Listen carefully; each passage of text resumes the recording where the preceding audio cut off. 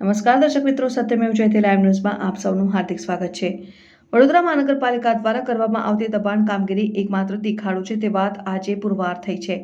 24 તારીખે દૂર કરવામાં આવેલા દબાણો માત્ર 3 દિવસમાં જ તે સ્થળે પુનઃસ્થાપિત થઈ છે, જે જોઈને સ્પષ્ટ જણાઈ આવે છે કે દબાણ શાખા કોઈપણ એક વર્ગને ખુશ કરવા માટે જ આ ઓપરેશન ડિમોલિશન ચલાવી રહ્યું છે।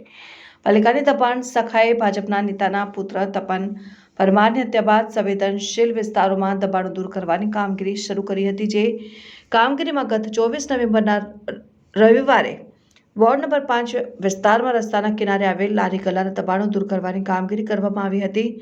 સરદાર એસ્ટેટ 4 રસ્તાથી મહાવીર હોલ 4 રસ્તા સુધી કરવામાં આવેલી કામગીરીમાં અસંખ્ય લારી ગલ્લાઓ અને નોનવેજની હાટડીઓ ઉપાડી દીધી હતી।